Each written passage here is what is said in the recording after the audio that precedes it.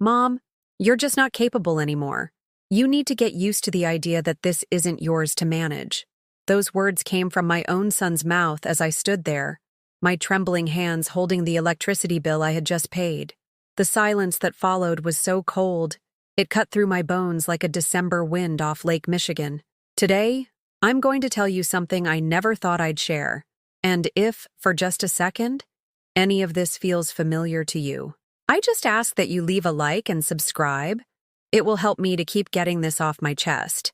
My name is Carol Henderson. I'm 68 years old, and until recently, I believed that being a good mother meant giving everything without expecting anything in return. How wrong I was. It was a gray Tuesday in October when everything started to fall apart. I was in the kitchen of my house in Lincoln Park, the 3-story brownstone my late husband Frank and I bought 30 years ago, brick by brick, with the sweat from our jobs at the steel mill.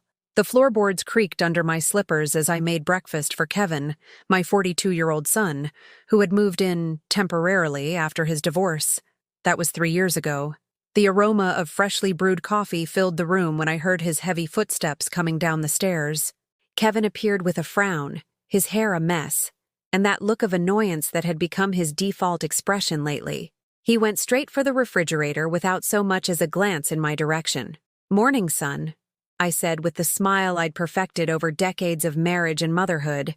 His reply was a grunt. He yanked open the fridge and started rummaging through its contents like he owned the place.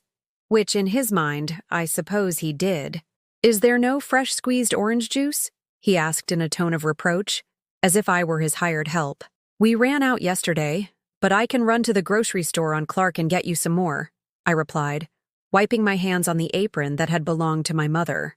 Kevin slammed the refrigerator door with a force that rattled the magnets holding pictures of my grandchildren. Grandchildren who didn't visit me like they used to. "Mom, we need to talk," he said, sitting down at the wooden table Frank had varnished with his own hands shortly before he passed. My heart began to race. For the past few months, our talks had been more like monologues where he spoke, and I nodded, trying to keep the peace in what was left of our family. "Of course, sweetheart. What do you need?" Kevin pulled out his latest model smartphone, the one that cost more than my Social Security check for 3 months, and started swiping across the screen without looking at me. It was as if I didn't even exist in the room. "I've been thinking about the house," he finally said, with the same chill you'd use to talk about the weather. "What about the house?" I asked, though an icy feeling had already begun to spread through my chest. "Mom, let's be realistic. You can't maintain this place anymore. It's too big for one older person, the expenses are high, and frankly," he paused for dramatic effect, "you just don't have the energy you used to." It felt like I'd been slapped. Me, who still got up at 6 every morning to clean every corner of that house, who pruned the plants in the backyard where Frank had planted rose bushes that now bloomed every spring like a tribute to his memory. "Kevin, I feel perfectly capable of—" "Mom, please," he cut me off, holding up a hand as if I were a small child. "Don't play the hero. I saw you struggling with the grocery bags yesterday, and you were out of breath climbing the stairs last week." It was true. My knees weren't what they used to be, and the grocery bags felt heavier than I remembered.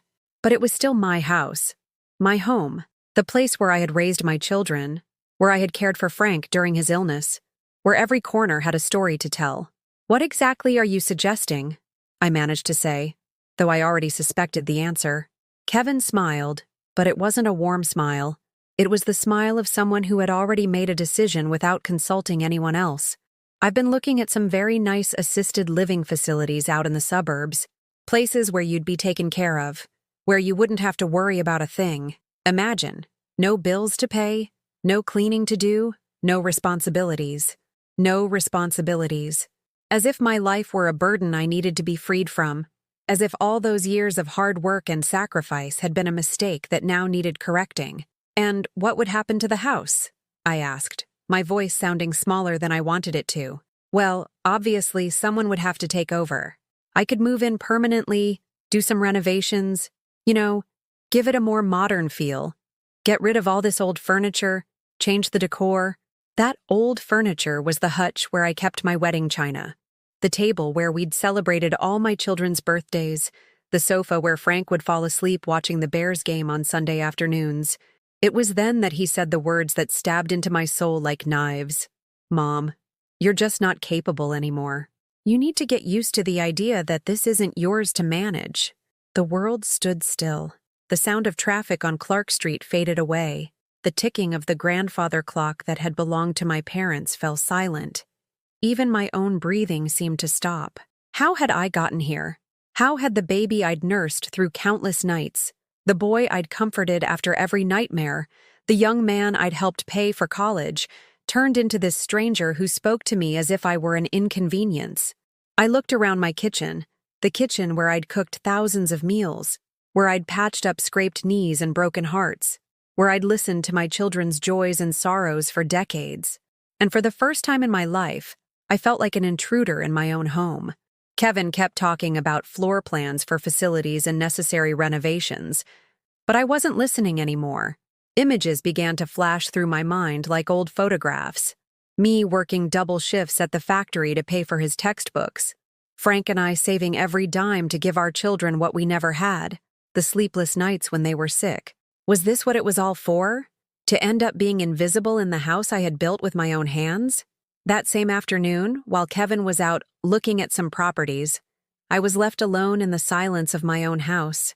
A silence that now sounded different, heavier, as if the walls had overheard our conversation and no longer recognized me as their owner. I went into the living room, where the green velvet curtains I had sewn myself filtered the golden light of the Chicago sunset.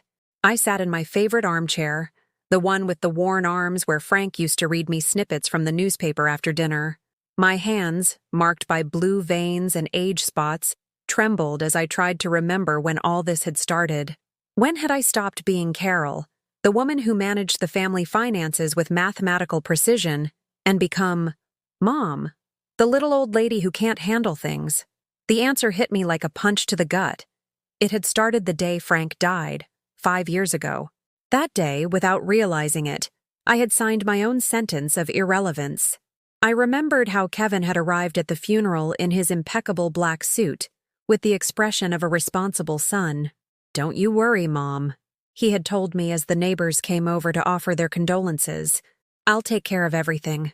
And I, blind with grief and gratitude, had interpreted those words as filial love.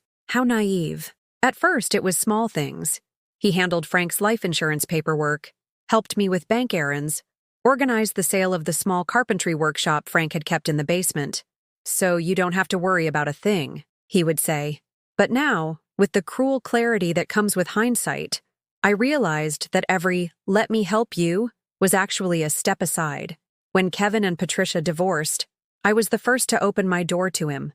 "It's temporary, Mom, just until I find a suitable place," he had assured me. Patricia, my ex-daughter-in-law, had stopped by one afternoon to pick up some forgotten toys. With tears in her eyes, she had whispered to me, "Carol, be careful.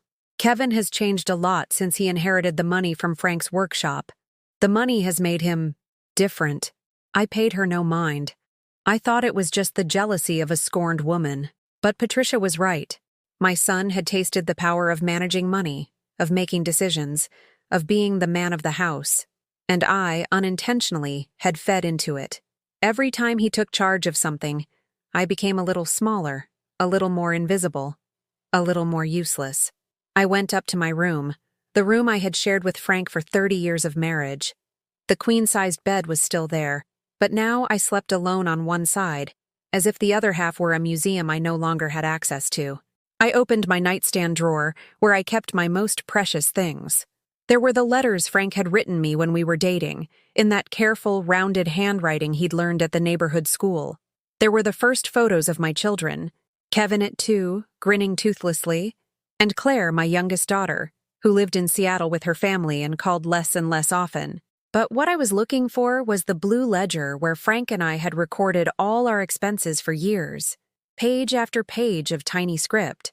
Electricity, $45. Bread for the week, $12. Shoes for Kevin, $80. Every dollar had been earned through sweat. Every expense had been carefully considered. And there, on the last few pages, written in Frank's trembling hand during his illness, were the figures that made me understand the magnitude of what was truly at stake. The house in Lincoln Park was now worth nearly $1 million. The workshop, which we had bought for a pittance in the 80s, had been sold for $120,000. The AT&T stock Frank had slowly accumulated over decades was now worth over $80,000. The savings account we had fed dollar by dollar held $60,000. In total, over $1 million. A fortune for a woman who had worked 40 years for little more than minimum wage. And my son knew it. That explained the rush, the talk about a nursing home, the smile that never reached his eyes when he told me it was for my own good. That evening, as I was making myself an omelet for a lonely dinner, Kevin had texted to say he was eating out. The phone rang. It was my daughter, Claire. "Hi, Mom. How are you?" Her voice sounded distant, tired. Claire worked as a nurse in a Seattle hospital and had 2 small children. Our conversations were usually quick, interrupted by crying babies or urgent calls from work. "I'm fine, sweetie, just fine," I lied automatically. "How's Kevin? Is he still living with you?" There was something in her tone that made me pay attention. It wasn't casual curiosity. It was concern. "Yes, he's still here. Says he still can't find a suitable place." Claire was silent for a few seconds. Then she sighed deeply. "Mom, I have to tell you something. Kevin called me last month. He was asking me questions about your health, about whether you'd written a will, if I thought you were capable of living alone." My heart sped up. "What did you tell him?" "I told him the truth, that you're perfectly fine, that you have more energy than women 20 years younger than you, that you don't need anyone to take care of you. But Mom, I'm worried." His questions didn't sound like they were coming from a son who's concerned about his mother. They sounded like they were coming from someone who's planning something. When I hung up the phone, my hands were shaking so badly that the chamomile tea mug slipped and shattered on the kitchen floor. As I carefully picked up the pieces so as not to cut myself, each broken shard seemed to reflect my own situation. Something that had been whole and functional for years, now smashed to pieces by an unexpected blow. I couldn't sleep that night. I lay awake listening to the sounds of the house, the hum of the refrigerator, the whisper of the wind through the blinds, Kevin's footsteps when he came in after 2 in the morning, footsteps that sounded different in the dark, like those of a stranger walking through a house he already considered his own. And for the first time in my life, I was afraid, not of dying, but of something worse, of disappearing while I was still alive. The following days were a silent torture. Kevin had developed a new routine that seemed specifically designed to remind me of my insignificance at every turn. He would wake up late, around 11, by which time I had already cleaned the entire house, watered the backyard plants, and prepared lunch. He would descend the stairs like a lord, his phone glued to his ear, talking loudly about his plans and his investments, not caring that I was there. "Yeah, of course. The house has incredible potential," I heard him say one morning while I was washing the breakfast dishes he had left on the table. "A complete gut renovation, open up the spaces, modernize. It could easily triple its value." He was talking about my home, the home where I had given birth to my children, where I had cared for my dying husband, where every crack in the wall told a story of our family. But to him, it was just square footage and dollar signs. That afternoon, as I was hanging laundry in the backyard where Frank had planted a lemon tree that now bore fruit every summer, Kevin came out with a folder under his arm and a smile I hadn't seen in months. "I'm off to check something out, Mom. I might be late." He didn't tell me what or where he was going. I was no longer worthy of explanations. When he left, I sat on the small wrought iron bench Frank had placed next to the lemon tree. The leaves rustled softly in the October breeze, and for a moment, I could almost feel my husband's presence beside me. Frank had always been a man of few words, but when he spoke, his words had weight. "Carol," he would tell me when I fretted about expenses or worried too much about the kids, "you're stronger than you think. Don't ever let anyone convince you otherwise." What would Frank say if he saw what was happening? How had I let the situation get this far? That night, Kevin returned, euphoric. He had the nervous energy of someone who had just closed a big deal. He poured himself a glass of the bourbon we kept in the dining room hutch, the good stuff we had saved for special occasions. "Mom, I have great news," he announced. raising his glass as if toasting a victory. I was on the sofa watching TV, trying to concentrate on a cooking show that usually relaxed me. But that night, not even Grandma Betty's kitchen could distract me from the tension in the house. I was at the Oakwood Gardens Senior Living Facility. It's beautiful, Mom. They have huge gardens, activities for the residents, medical staff on call 24/7. It's like a luxury hotel. A luxury hotel where they wanted to lock me up so they could take over my life. Kevin, I don't want to leave my home, I said with all the firmness I could muster. He sighed dramatically and sat down across from me, adopting that expression of feigned patience he had perfected over the last few months. Mom, I know it's hard to accept, but think about it rationally.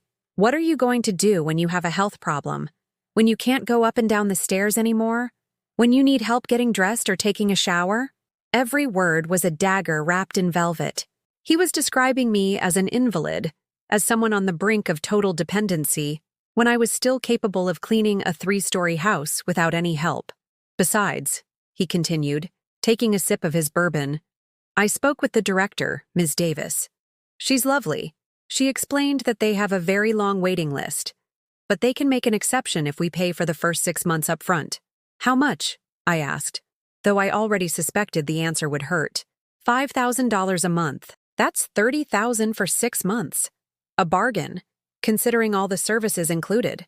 $30,000. Almost half of my life's savings. I don't have that kind of money, Kevin. He smiled that smile that now sent shivers down my spine. Of course you do, Mom. You have the savings account that you and Dad filled up for years. And if that's not enough, we can always sell some of the AT&T stock. Or talk to the bank about a reverse mortgage on the house. A reverse mortgage. I'd heard that term on the news. It's when elderly people mortgage their home to get cash, and the bank takes the property when they die. It was a fancy way of saying, sell your house to pay for your funeral. Kevin, that stock and those savings are for emergencies. And this house is my home. But this is an emergency, he burst out, standing up so abruptly that he spilled some of the bourbon on the rug my mother had given me for my wedding. You can't keep living in denial. You're 68 years old, Mom. You're not young anymore. His words echoed in the living room like shouts in a cathedral. 68 years old. As if it were a death sentence, as if having lived for nearly 7 decades was a crime I should be ashamed of. I stood up slowly, with all the dignity I could muster, and looked him straight in the eye. You're right, son. I am 68. The same age I was yesterday when I cleaned this entire house, and the same age I'll be tomorrow when I make your breakfast and wash your clothes. But it seems my age only bothers you when you're talking about my money. Kevin was quiet for a few seconds, but he quickly recovered his condescending attitude. Mom, this isn't about money. It's about what's best for you. And who decides what's best for me? You? Someone has to. Dad is gone, and you're not seeing things clearly. That night, after Kevin stomped up to his room like an angry teenager, I stayed alone in the living room until late. I turned on all the lamps, just like Frank used to do when he wanted the house to feel cozy and full of life. I looked at every piece of furniture, every painting, every object I had accumulated over decades of a shared life.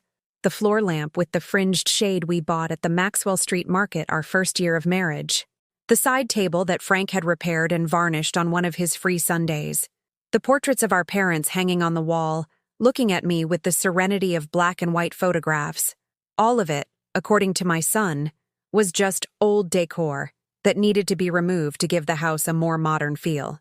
But to me, it was much more than decor. It was the tangible evidence that I had existed, that I had loved and been loved, that I had built something lasting and beautiful with my own hands. Early that morning, as I climbed the stairs to my room, I paused on the landing where a family photograph hung from the day of Kevin's first communion. There we were, Frank in his best suit, me in the navy blue dress I had sewn especially for the occasion, an 8-year-old Kevin smiling, and little Claire clutching my waist. We all looked so happy, so united, so certain we would always be together. At what point had it all broken? When had my son started to see me as an obstacle instead of the person who gave him life? As I got undressed in my room, I looked at myself in the closet mirror. There was Carol Henderson, her hair completely gray but neatly combed, her skin wrinkled but clean, her eyes tired but still alert. I was not some decrepit old woman who needed to be put in a home. I was a 68-year-old woman who had worked her whole life, raised 2 children, and cared for her sick husband until his last day. I was a woman who still had a lot to give and a lot to live for. But for the first time in decades, I was also a woman who was completely alone. The next day, Kevin left early with a different attitude. There was something calculated in his movements, something premeditated in the way he avoided my gaze as he poured his coffee. He had put on his best shirt, the blue striped one I had ironed for him the night before, and he was carrying a leather portfolio I hadn't seen before. "I have important meetings today, Mom," he announced as he fastened the watch Patricia had given him on their last wedding anniversary. "I might not be back until very late." Something in his tone put me on alert. It wasn't the usual haste of someone with a busy day. It was the nervous urgency of someone about to do something irreversible. "What kind of meetings?" I asked, trying to sound casual as I wiped down the kitchen counter. "Work stuff, Mom. Nothing for you to worry about." But I did worry. After 40 years of marriage, I had developed an instinct for telling when the people you love are lying. And Kevin was lying to me. An hour after he left, I decided to do something I had never done before. I went through his things. I felt like a spy in my own house. But I needed to understand what my son was plotting. I went up to the room that had been Claire's when she was a little girl, now occupied by Kevin. The bed was unmade, clothes were strewn on the floor, and the desk was covered in messy papers. But what caught my eye was a red folder sticking out from under a pile of magazines. With trembling hands, I opened it. What I found left me breathless. Brochures for the Oakwood Gardens Senior Living, but not just informational ones. There was a reservation contract for a spot, already filled out with my personal information, including my social security number and my bank account number. A document I had never signed, but which bore a signature that looked suspiciously like mine. Underneath were other papers, photocopies of my family's birth certificates, my Medicare card, the deed to the house, documents that I kept in my safe deposit box and that Kevin should not have had. But what shocked me most was a letter addressed to a law firm requesting information on legal guardianship proceedings for seniors with early onset dementia. Dementia? Me? I kept reading, my heart pounding. The letter, written on the letterhead Kevin had printed up when he started his small tax advisory business, described a 68-year-old woman who was showing clear signs of cognitive decline, who was making irrational decisions about her estate, and who needed legal protection before her condition worsened. That woman was me, but the person described in the letter bore no resemblance to the real Carol. According to my son, I was a confused old woman who forgot to pay bills, who left faucets running, who got lost in the neighborhood where I had lived for 30 years. All lies, but lies written in my own son's neat handwriting, lies he intended to use to strip me of my legal capacity, my right to decide my own life. At the bottom of the folder, I found something that made me tremble with rage. The draft of a letter to Claire, explaining that I had developed serious cognitive issues and that it was necessary to have me admitted for my own good before I did something foolish with the family's money. The family's money? It was my money. Money that Frank and I had saved over 40 years of work, denying ourselves luxuries and vacations to build a small nest egg that would give us security in our old age. I sat on Kevin's bed, surrounded by the evidence of his betrayal, and for the first time in many years, I cried with pure rage. It wasn't just sadness or disappointment. It was liquid fury coursing through my veins. My own son was planning to steal my freedom, my dignity, and my assets using lies about my mental health. And worst of all, he was doing it with the coldness of a stranger, without an ounce of love or consideration for the woman who had borne and raised him. When I managed to calm down, I made a decision that would change everything. I was going to fight back. I put the papers back exactly as I had found them and went downstairs. For the first time in months, I didn't make lunch for Kevin. Instead, I showered, put on my best dress, the black one with small flowers that made me look younger, and left the house. My first stop was the office of Mr. Thompson, the attorney who had handled all of Frank's and my legal affairs for the last 20 years. Mr. Thompson was a man my age, with completely white hair and a slow, deliberate way of speaking that inspired confidence. "Mrs. Henderson, what a pleasure to see you," he greeted me as his secretary showed me into his office. "How can I help you?" I explained the entire situation without omitting a single detail. The conversations about the facility, the papers I had found, the lies about my supposed dementia. Mr. Thompson listened attentively, taking notes from time to time, nodding with the gravity professionals use when facing something serious. "Mrs. Henderson, what you're describing is very serious. Your son is attempting what is legally known as undue influence and document forgery. But the most important thing right now is to protect your interests." He patiently explained my options. I could change my will to protect my assets. I could revoke any power of attorney I might have granted. I could even file a lawsuit for fraud if I had sufficient proof. "Are the signatures on the residency documents yours?" he asked, showing me the photocopies I had brought. "No, Mr. Thompson. I never signed that." "Then we have a clear case of forgery of a public document. That's a serious crime." I left the attorney's office with a clear plan, and for the first time in months, a sense of control over my own life. Mr. Thompson had drafted a new will that clearly stated my perfect mental state and my full capacity to make decisions. He had also revoked any and all prior powers of attorney and established protective measures for my bank accounts. My second destination was the bank. I waited my turn in those plastic chairs where retirees sit to handle transactions that young people do online. When my number was called, I asked to speak with the manager, Mr. Evans, who had known our family since Frank and I opened our first savings account as newlyweds. "Mrs. Henderson, how are you? It's been a while since you've been in." "Mr. Evans, I need to review all the transactions on my accounts for the last 6 months." His expression changed immediately. "Is there a problem, Mrs. Henderson?" "There might be, and I need to set up some additional security measures on my accounts." What I discovered at the bank left me cold. Kevin had been accessing my bank statements using a power of attorney I had signed when Frank was sick and needed help with the medical insurance papers. A power of attorney that should have expired when Frank died, but which Kevin had continued to use. Worse still, he had made several inquiries about reverse mortgages for seniors and had asked for information on how to liquidate the AT&T stock. Mr. Evans helped me immediately cancel that power of attorney and set up new security measures on all my accounts. From that moment on, any transaction over $500 would require my personal presence at the bank, with 2 forms of identification. "Mrs. Henderson," Mr. Chu, Evans said as I signed the new documents. "It pains me to see these cases. Unfortunately, they're becoming more and more common. Children who see their elderly parents as a walking bank account. Forgive the expression." I returned home as dusk began to fall. The streets of Lincoln Park were filling with people coming home from work, families heading home for dinner together, children running ahead of their parents laden with grocery bags. Normal life, normal families where sons didn't try to rob their mothers. When I opened the front door, I found Kevin sitting on the living room sofa, waiting for me. He had a sour look on his face and was drumming his fingers on the arm of the chair, a nervous habit he had inherited from his father. "Where have you been, Mom? I've been calling your cell phone and you didn't answer."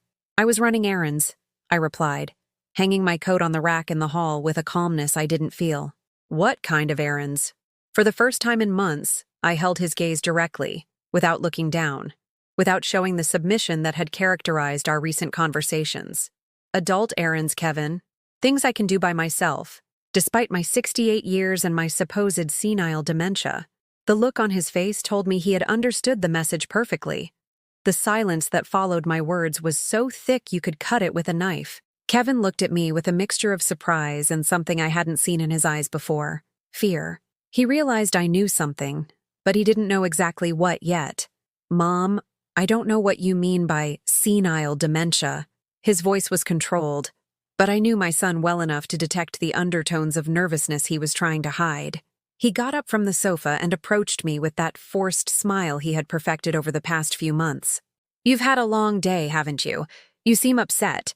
Why don't you sit down and I'll make you some chamomile tea?" It was the first time in months he had offered to do something for me, and it was now when I suspected him most. The irony was so bitter it almost made me laugh. "I don't need tea, Kevin. What I need are answers.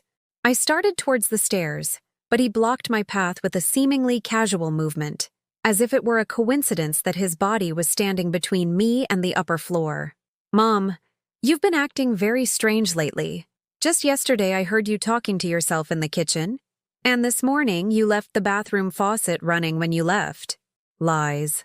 I never talked to myself, and the bathroom faucet had been acting up for weeks, turning itself off. But there was my son, patiently building the narrative of my supposed incompetence.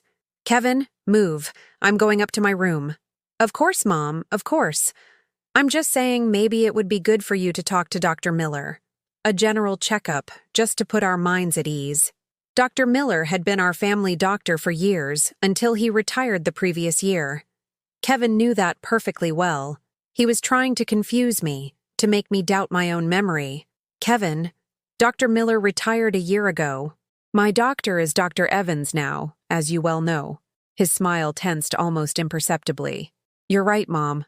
A slip of the tongue. It happens to all of us, right? I went up to my room with the feeling that a silent war had begun in my own home. A war where my son would use every minor lapse of memory, every tired gesture, every moment of distraction as ammunition against my sanity. That night, we ate dinner in a strange silence. I had made lentil soup with sausage, Kevin's favorite dish since he was a boy. In the past, these family dinners had been sacred. We talked about our day, shared worries, laughed at neighborhood stories. Now, every bite was chewed in a tension that cut the air like broken glass. The soup is really good, Mom, he finally said, as if he were a guest thanking his hostess instead of a son having dinner with his mother. Thank you. Although, he paused, as if remembering something important. I think you put a little too much salt in it. Dad always said you had a tendency to go heavy on the salt. Another lie. Frank had never said that. In fact, he always complimented my cooking and bragged to his co-workers about how well his wife cooked. But there was Kevin, rewriting the history of my marriage to make me look like a careless woman who couldn't even cook properly. The soup is perfect, Kevin. Just like always. He shrugged with that, if you say so expression that got on my last nerve. After dinner, while I was washing the dishes, Kevin came up to the counter with a look of fake concern. Mom, I've been thinking about what we talked about the other day. About the facility. My hands tensed around the plate I was washing. I already told you I'm not interested. I know. But I spoke with Ms. Davis, the director, and she told me something very interesting. It seems they have a special program for people who are in the early stages of cognitive decline. I stopped washing the plate and turned to him slowly. Cognitive decline? Don't get like that, Mom. It's just a precaution. According to Ms. Davis, it's better to be safe than sorry. The program includes occupational therapy, memory exercises, continuous medical supervision. Kevin, I do not have cognitive decline. Of course you don't, Mom. But sometimes you don't notice the little changes. Like the thing with Dr. Miller earlier, or when you forgot to lock the front door the other day when you went to buy bread. Another lie. I had never left the door unlocked, but I realized that Kevin was systematically building a case file of my supposed memory lapses and confusion. Besides, he continued, as if mentioning something casual, I've been running the numbers, and I think we could afford the admission without any problem, by selling some of the AT&T stock and using part of the savings. That stock is not to be touched, Kevin. And neither are those savings. His expression changed subtly. The mask of filial concern cracked for a second, and I could see the irritation of someone whose plans were being interrupted. Mom, be reasonable. What do you need that stock for if you won't be able to manage it anymore? What are those savings for if you'll have everything covered at the facility? I want them because they're mine, Kevin. Because Frank and I worked for 40 years to get them. And because as long as I am alive and sane, no one else decides what to do with my money. He was silent for a few seconds, but I could see the wheels turning in his head, looking for another angle of attack. You're right, Mom. I'm sorry if I sounded pushy. It's just that I worry about you. But his tone had changed. It was no longer condescending. It was calculating. And that scared me more than all his fake concern. That night, after Kevin went to bed, I decided to call Claire from the landline in the kitchen. I needed to talk to someone in the family who wasn't trying to put me in a home. Mom, What a surprise, Claire said when she answered. Is everything okay? It's almost 11 o'clock. Claire, I need to talk to you about something important. About Kevin. There was a pause on the other end of the line. I could hear one of my grandchildren crying in the background and her husband's voice trying to soothe him. What about Kevin, Mom? I told her everything. The conversations about the facility, the papers I had found, the lies about my supposed dementia, the suspicious activity in my bank accounts. Claire listened in silence, interrupting only occasionally with exclamations of disbelief. Mom, this is really serious. Are you sure about what you're telling me? Completely sure, honey. I've been to the attorney and the bank. I have all the proof. Claire sighed deeply. Mom, a few weeks ago, Kevin called me. He told me exactly what you just did. That you were having memory problems. That you'd left doors open. That you were mixing up the doctors' names. He asked for my opinion on facilities in Chicago. And what did you tell him? I told him he was crazy. That the last time I saw you 2 months ago, you were perfectly fine. That you have a better memory than I do. But he insisted that the changes had been very recent, very sudden. I froze. Kevin had been talking to Claire about my supposed decline before he even started the conversations with me about the facility. He had been preparing the ground, building his version of events with every member of the family. Claire, I need you to come to Chicago. I need witnesses to prove that I'm perfectly sane. Mom, I can't travel right now. The kids have the flu. George is on a business trip. But we can do one thing. Tomorrow I'm going to call Kevin and make it very clear that I will not support any plan to put you in a home.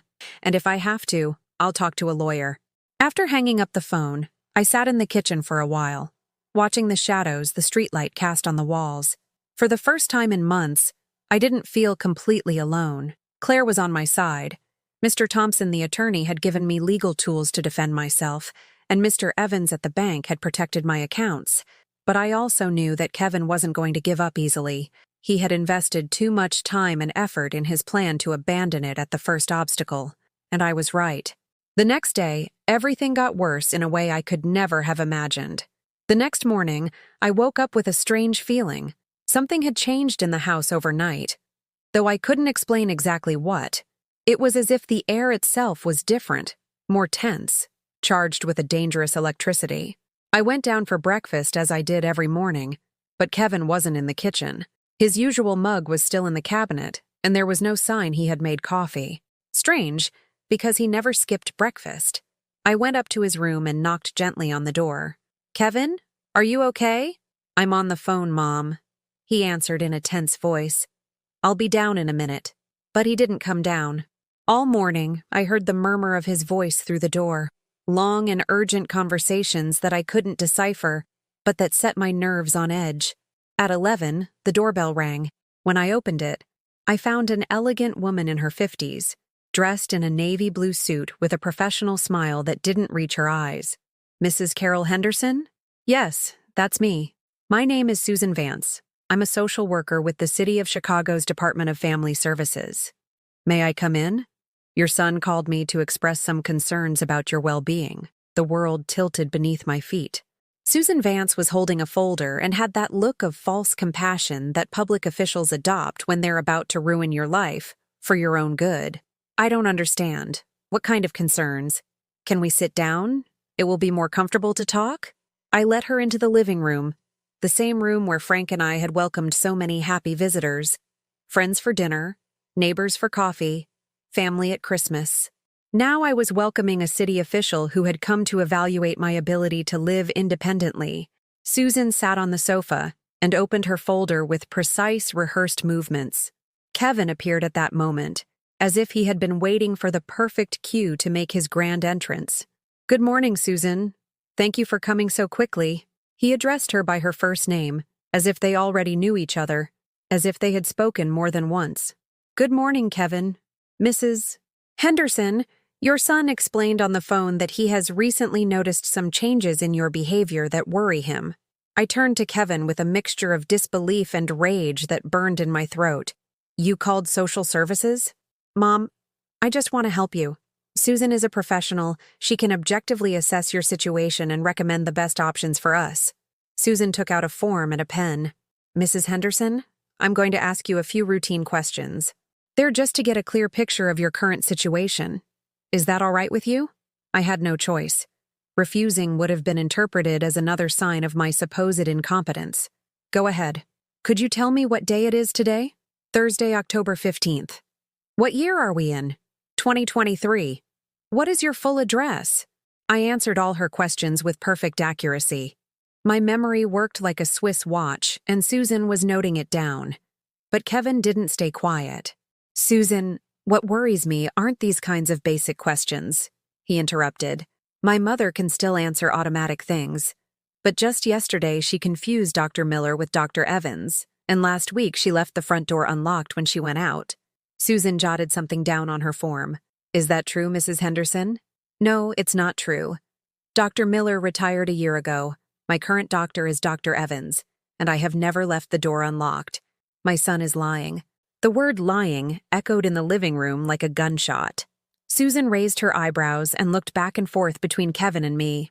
I understand there can be differences in perception, she said diplomatically. Mrs. Henderson, how do you manage your finances? Do you pay your bills on time? Of course. All my bills are paid, my accounts are perfectly organized, and I've never had any trouble managing my expenses. The problem, Kevin interjected again, isn't that she doesn't pay the bills. The problem is that lately she's been making strange decisions with money. Just yesterday she went to the bank and placed restrictions on her accounts without consulting me. And she's been talking about changing her will. Susan looked at me with renewed interest. Have you made any recent changes to your bank accounts or your will? Yes, and I have every right to do so. It's my money and my will. Of course you have the right, Susan said with that professional patience that was driving me crazy. But sometimes, when seniors start making impulsive decisions about important financial matters, they are not impulsive decisions. They are considered decisions to protect my interests from someone who is trying to take them from me. The silence that followed was glacial. I had openly accused my son of trying to rob me in front of a city official who had the power to declare me incompetent. Susan closed her folder slowly.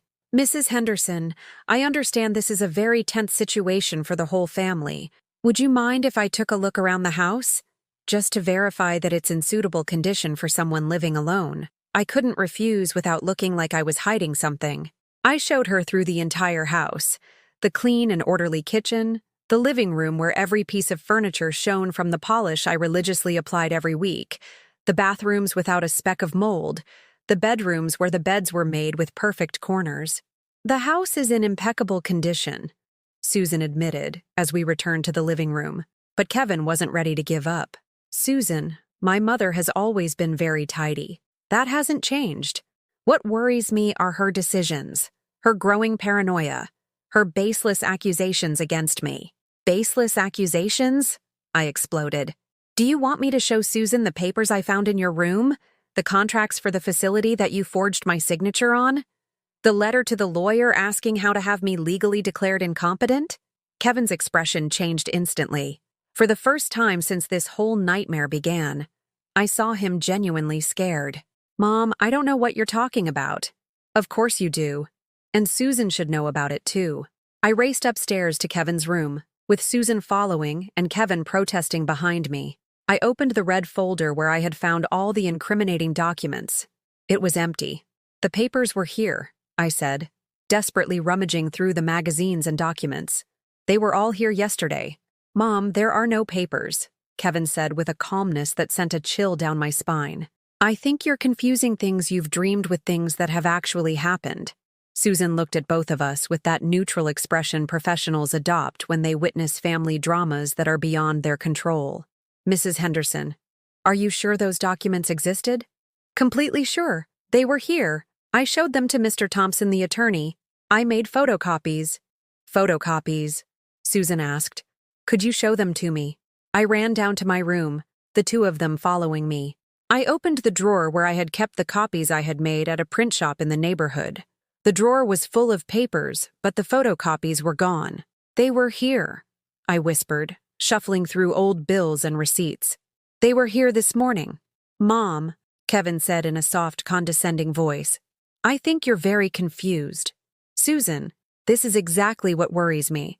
My mother is starting to invent stories, to see conspiracies where there are none. Susan took more notes on her form. Mrs. Henderson, have you been sleeping well lately? Have you had any nightmares or vivid dreams that you might have confused with reality? They weren't dreams. The documents existed. My son hid them. Why would I hide documents that don't exist? Kevin said, adopting a tone of infinite patience. Susan, this is very painful for me. To watch my mother deteriorate, to see her start to mistrust her own family. I understand how difficult this must be for you, Susan said, turning to Kevin with a sympathy that made my blood boil. Sometimes family members are the last to accept that their loved one needs professional help. I don't need professional help. I need someone to believe me. But it was too late. I could see in Susan's eyes that she had made her decision. Before her stood a concerned and responsible son, and an elderly mother who saw non-existent conspiracies and accused her own son of imaginary crimes.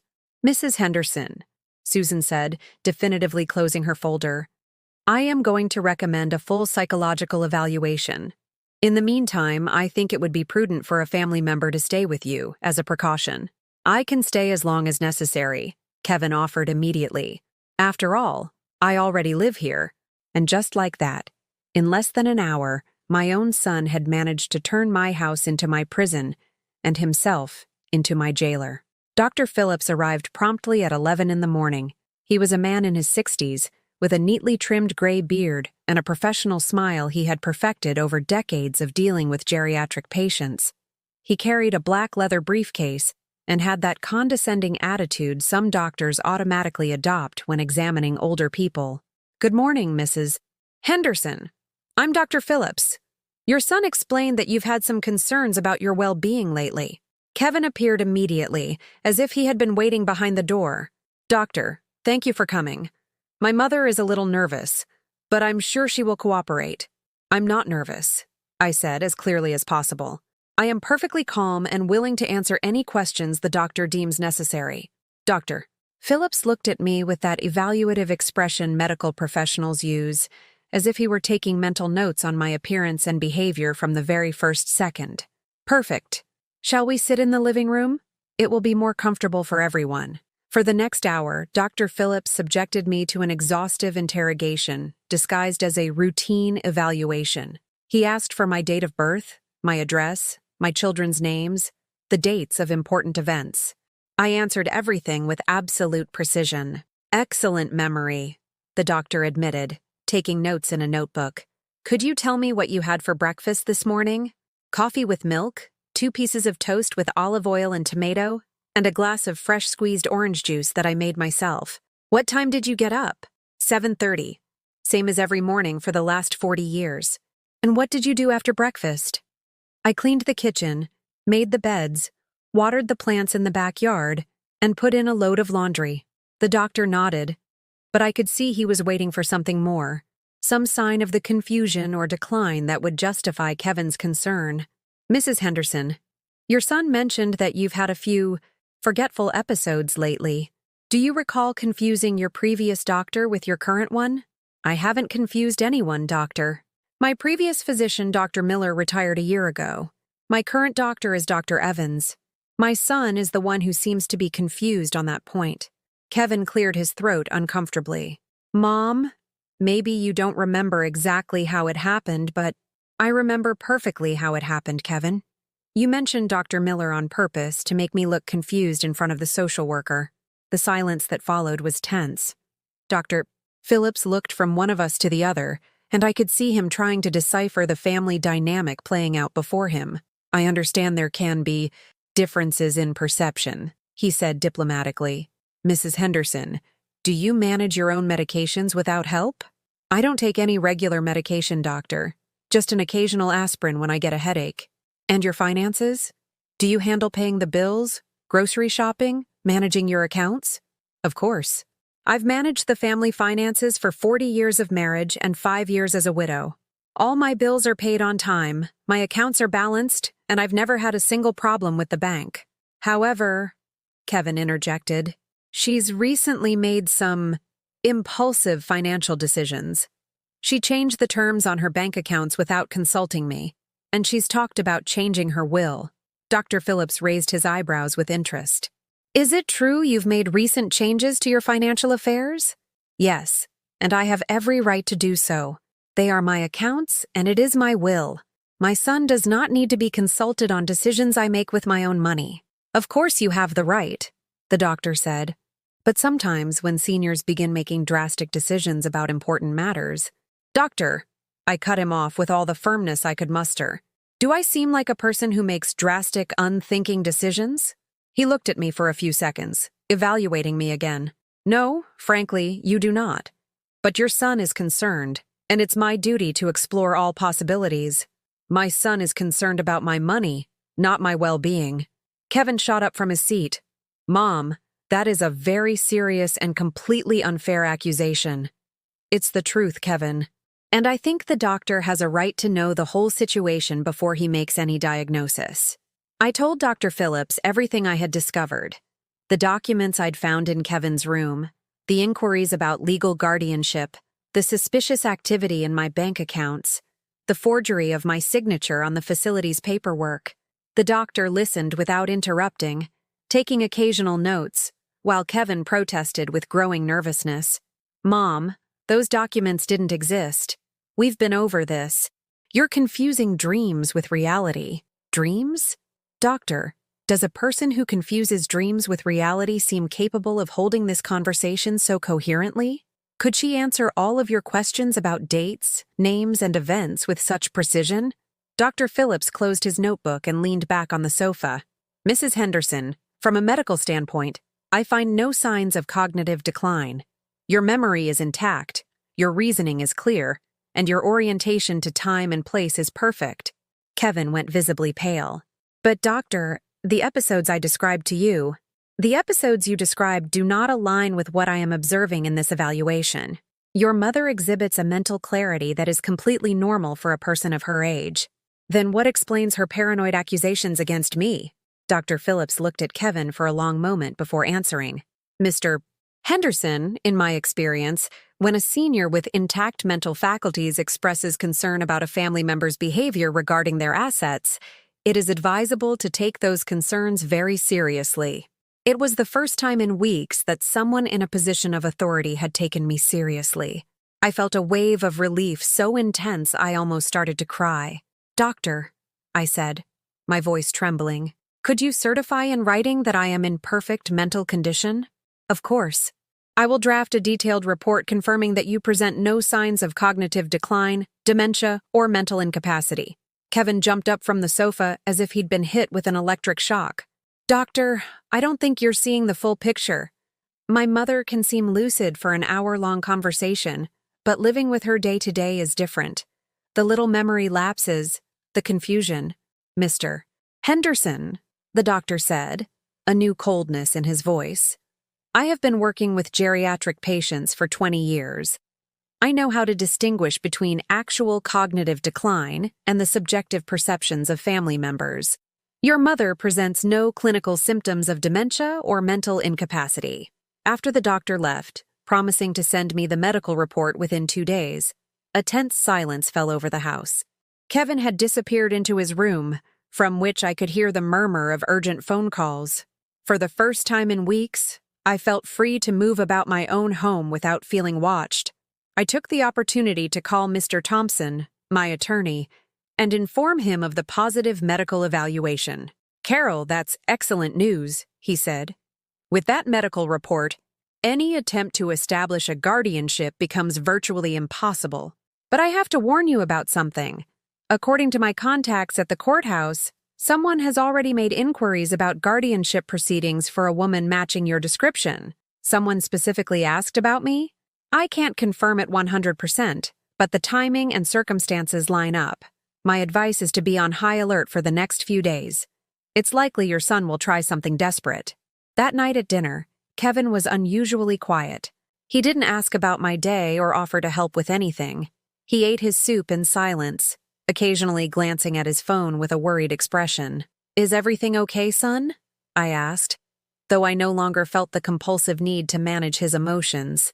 Yeah, Mom, everything's perfect. But his tone was that of someone for whom nothing was perfect. At 11 that night, after I had already gone to bed, I heard him leave the house.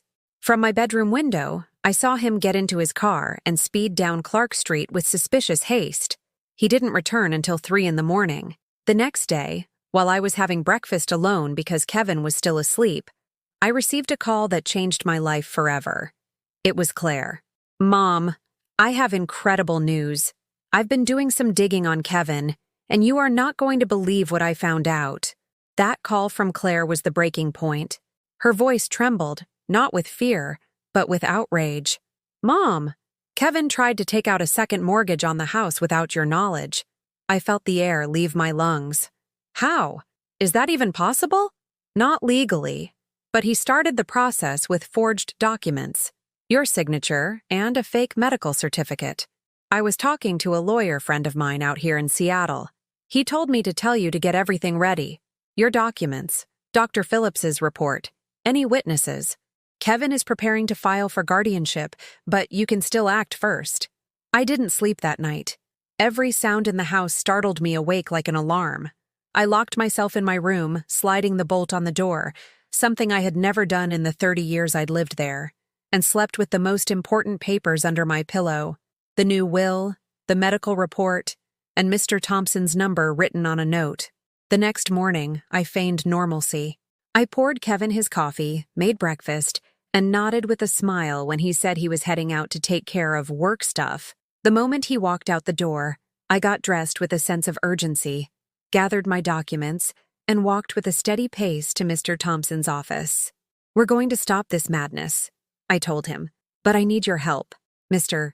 Thompson explained that there was a legal tool to protect my property: filing a lease pendens with the county recorder's office, a notice of a pending lawsuit based on the medical report, the forgery claim, and the risk of fraudulent transfer of property. We did it all that same morning, but it wasn't enough. That very afternoon, I received an unexpected visit: the police. 2 officers, very polite, very cold. "Mrs. Carol Henderson?" "Yes, I am. We have a court order for an emergency psychiatric evaluation based on a family request. Sign here." Kevin had achieved the unthinkable. With false documents, a manipulated story, and the help of some unscrupulous professional, he managed to trigger an emergency protocol. They treated me with respect, but as if I were a danger. As they escorted me to the patrol car, my heart pounded like a war drum. But even in that moment, I clung to a single thought: I am not alone. And I wasn't. At the hospital, as they sat me down for the initial interview with the psychiatrist, the door burst open. "One moment," a firm voice shouted. It was Claire. She was holding a manila envelope, her face flushed with fury, and beside her was a young lawyer in a blue suit, carrying a folder overflowing with evidence. "This woman has no mental illness, and I have proof that she has been the victim of a fraudulent maneuver by her son." The psychiatrist called for silence. She reviewed the papers quickly, but seriously, and after a 20-minute conversation with me, calm, clear, lucid, she made a decision. "Officers, there is no clinical justification for this hold. Mrs. Henderson is perfectly fine, and you have just been made party to a case of legal abuse." They released me. But the damage was done. I returned home that night with Claire by my side. Kevin wasn't there. He had fled. What I found shocked me. The house felt empty. Not of furniture, no. It was empty of respect, of memory, of belonging. Everything seemed contaminated by his betrayal. But that very night, I made another decision. I was going to start over. For the next few weeks, Claire stayed with me. She helped me organize all the documents, file the police reports, prepare statements for the judge.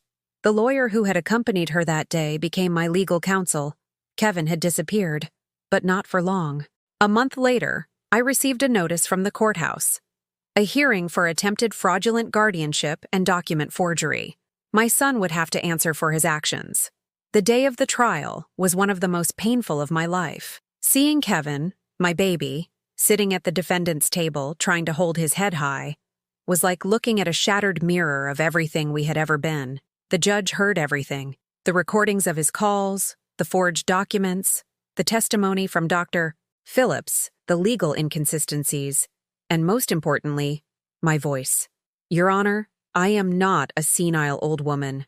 I am a 68-year-old woman with more clarity and strength than many people half my age.